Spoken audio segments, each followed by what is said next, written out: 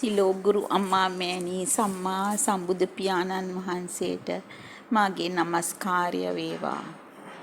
ධර්ම මාර්ගයේ විවර කර දුන් සියලුම ස්වාමීන් වහන්සේලාට ගුරුවරුන්ට මෙන්ම මේ අත්භවයේදීම විඥාන මායාවෙන් මිදිලා නිවන් අවබෝධ කරගන්නට පුළුවන් කියලා ස්ථීර වශයෙන්ම පෙන්වලා දෙන්නලා නිතරම මාව උනන්දු කළ ගෞරවනීය ස්වාමීන් වහන්සේ මගේ ගුරු පියාණනි ඔබ වහන්සේටත් මගේ කෘතඥතාවය මේ මොහොතේදී පළ කරනවා.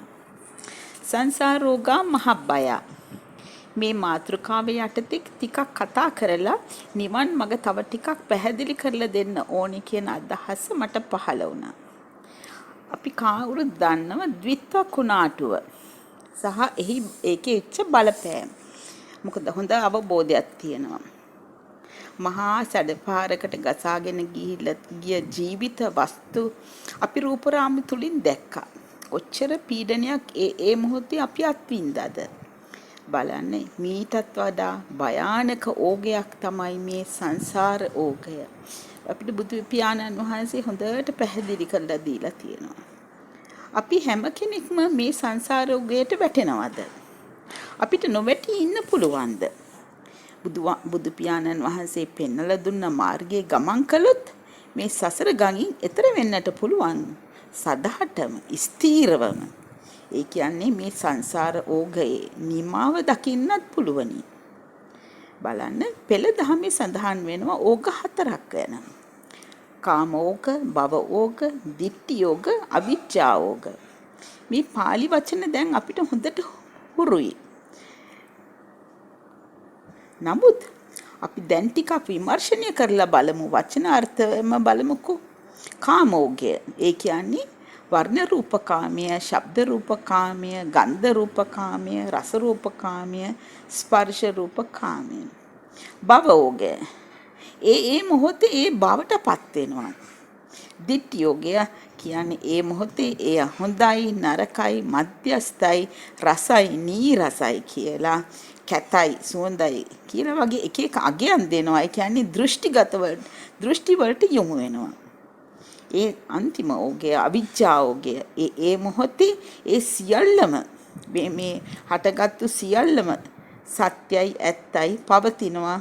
මේ බලන්නකො සියල්ලම තියෙනවනේ යන අවිද්‍යාවේ මුලාවෙ ගිලෙනවා. ඔන්න බලමු. බුදු පියාණන් වහන්සේ මේ ඕග හතරම එකම ෂණයක එක සිතිවිල්ලක හට ගන්න බවයි පෙන්නලා දීලා තියෙන්නේ. අපි ඒ ගැන දැනුවත් උනේ නැහැ. මේක දැන් මම හොඳින් පැහැදිලි කරලා දෙන්න කැමතියි. බලන්න ඇස කන නාසය දිව කය මේ පංච ඉන්ද්‍රියන් සියල්ලම බාහිරයට විවෘතයි. ඇසට පේනවා, කනට ඇහෙනවා, දිවට නහයට කයට දැනෙනවා. මේක ඒ ස්වභාවිකයි. ඒ ස්වභාවික ක්‍රියාවලිය එසේ සිද්ධ වෙන්න ඉඩ දෙන්නේ නැතුව අපි ඇහෙන් බලන්න යනවා. කනෙන් අහන්න යනවා. එකට ඒ වෙලාවට මොකද වෙන්නේ කියලා බලමු. බලන්න බාහිර රූපාරම්මණයක් ඇසේ ගැටවෙන විට කම්පනයක් හට ගන්නවා. ඒ කියන්නේ චක්කු ප්‍රසාදයේ අවදි වෙනවා. අධි වේගයෙන් මේ කම්පණය වන අංශු තරංග නිසා ඒ කියන්නේ වර්ණ රූප සටහනක් උපදින්නේ. ඒක ස්වභාවික ක්‍රියාවලියක්. කණ්ණාඩියට කිරණ වැටි යනවා වගේ. ඒක තුලින් මතුවන සංසිද්ධිය දැන් අපි ටිකක් හොඳින් අධ්‍යයනය කරමුකෝ. බලන්න මදුපිණ්ඩික සූත්‍රයේ තියෙන යමක් සමුදේවන හැටි. චක්කුංච පටිච්ච රූපේච උප්පජ්ජති චක්කු විඥානං. තින්නං සංගති පස්සෝ. පස්සපච්චයා වේදනා. යං වේදේති තං සංජානාති. යං සංජානාති තං විතක්කේති. යම් විතක්කේති තම් පපංචේති ප්‍රපඤ්ඤ සංඥා සංඛා සමුදාචරಂತಿ අතීත අනාගත චක්කු විඤ්ඤේසු රූපේසු. බලන්න පොඩ්ඩක් අපි මේ ගැන කතා කරමු. ඇසහරහා මේ ෂණියේ මමත් මගේ ලෝකයක් හටගන්න හැටි. ඇසට පේනවා. බලන්න ඇසට විශාල පරාසයක් පේන බව ඇත්ත. ඒක පෙනීමක් විතරයි.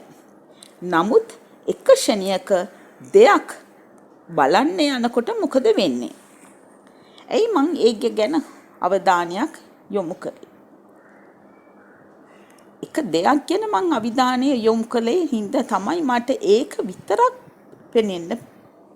පෙනුනේ ඒ මොහොතේ. බලමුකෝ. ඒ සියල්ලම හේතුන් නිසාම වෙන බව දැන් අපි හොඳින්ම වටහා ගන්න යුතුයි නේද? ඒ කියන්නේ යමක් දෙයක් අරමුණු වෙනකොටම අපිටත් හොරෙන් හැංගිලා වෙන දේ. ඒක වෙන් කරන්න බැරි විදිහටම මොකද්ද වෙන්නේ කියලා අපි හොඳට අත්දකිමු. අපි දෙයක් අරමුණු වෙනකොටම අධිපති ධර්ම ඉදිරිපත් වෙන හැටි මානේ. විරියාධිපති, චිත්තාධිපති, ඡන්දාධිපති, චිත්තාධිපති, විරියාධිපති, විමර්ශාධිපති. වන්න කැමැත්තක් ඇති වෙනවා. ඒ එකම සිතක් හට ගන්නවා. ඒක දකින්න වීරියක් හට ගන්නවා. ඒක ඇතුලේ විමර්ශනය කරනවා. බලන්න මේ සියල්ලම අපිට නොතේරෙන්න ඇතුලෙන් සිද්ධ වෙනවා. වන්න අධිපති වශයෙන් මේ සියල්ලම සිද්ධ වෙලා තමයි යමකට අපි අවධානය යොමු වෙන්නේ. ඊළඟට දැන් බලන්නකෝ මේ දෙයක් අරමුණු කරනකොටම මොකද වෙන්නේ කියලා. එකටම ඉපදෙනවනේ ධර්මතා සියල්ලම. ඒ මොනවද? චත්තාරෝ කන්දා. ඒ කියන්නේ අරූප ස්කන්ධ. වේදනා සංඥා සංකාර විඥාන. චත්තාරෝ මහා භූතා.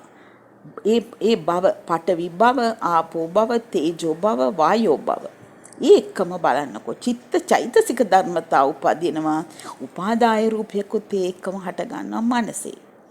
මේ සියල්ලම අපට නොදැනීම හටගෙන ඉවරයි. ෂණිය කියන අවස්ථාවේදී මේ ස්පර්ශ වෙන අවස්ථාවේ මේ සියල්ලම හටගෙන ඉවරයි අපි දන්නේත් නෑ. ඇසට ගැටුනේ වර්ණ රූපේ විතරයි. ඒ මොහොතේම බලන්න ස්කන්ධානම් පාතුභාවෝ ආයතනානම් පටිලාභෝ.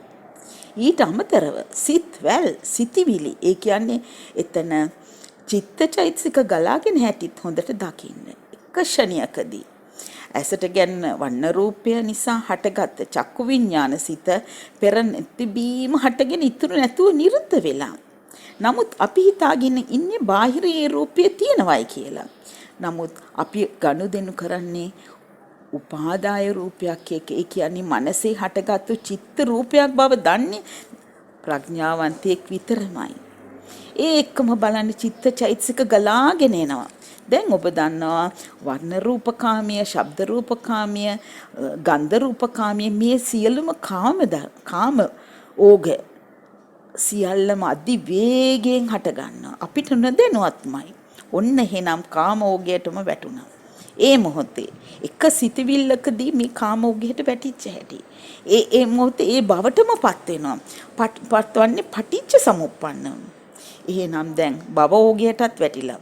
ඒ බවට ඒ මොහොතේ පත් වෙලා ඉවරයි. ඒ අරමුණේ ඒ සිතවිල්ල ඇලෙනවා.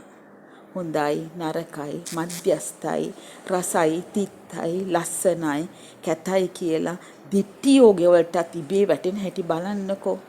දිට්ඨි එක දිට්ඨි වලට ගලාගෙන යන හැටි.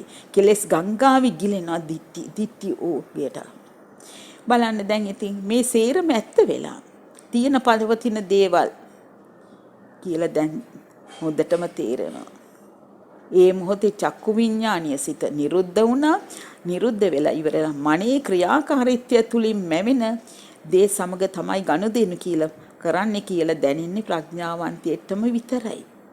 එහෙමනම් අවිද්‍යාව සහගත ලෝකේ පෘථග්ජනයා එක ෂණයක එක සිටිවිල්ලක බලන්න එක අරමුණක මේ ඕග හතරෙම ගිලෙනවා. සංසාර ඕගයට අහු වෙනවා. බලන්න සංසාර ඕගා මහබ්බය කියන වචනවල බැරෑරුම්කම දැන් අපිට හොඳටම පැහැදිලි.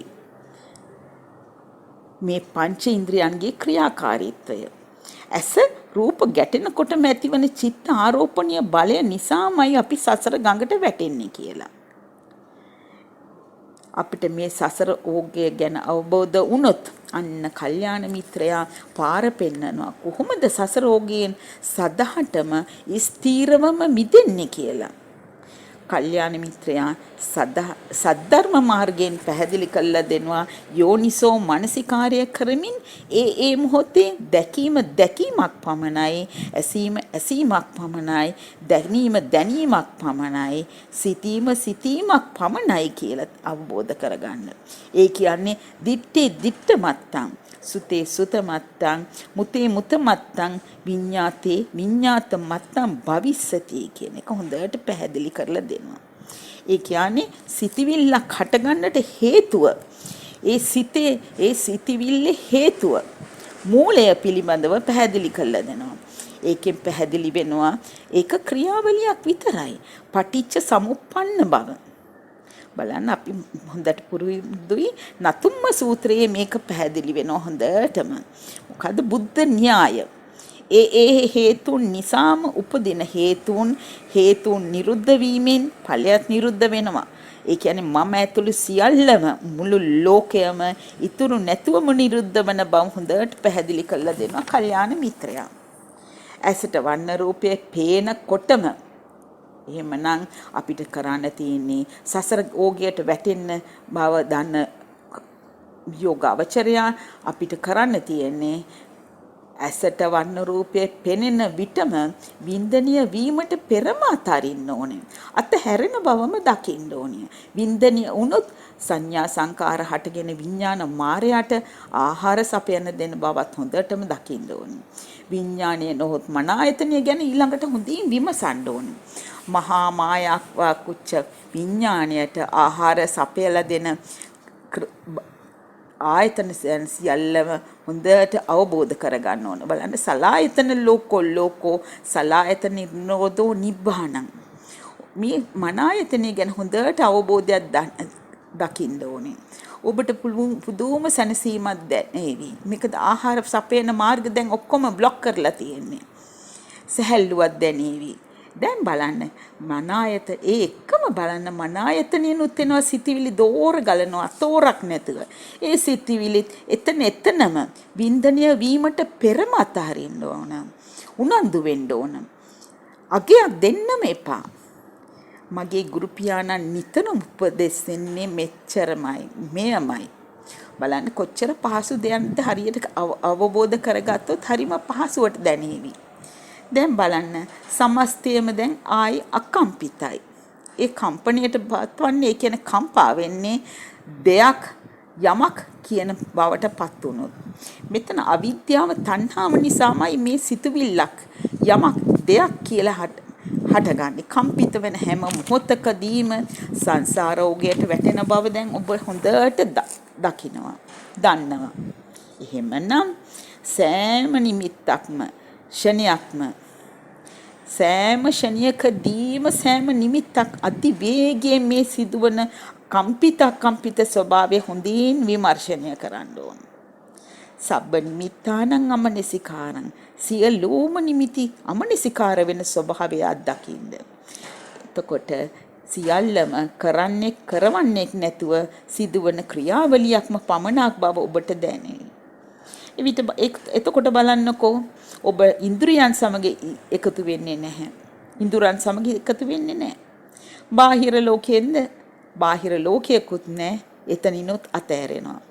මේ ස්වභාවය බලන්න මෙලොවද නොවේ පරලොවද නොවේ. ඒ අතරද නොවේ.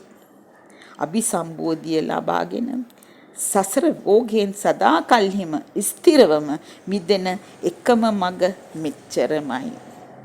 ප්‍රඥාවන්ත ඔබට මේ කරුණ සියල්ලම හොඳින් වැටහෙවා.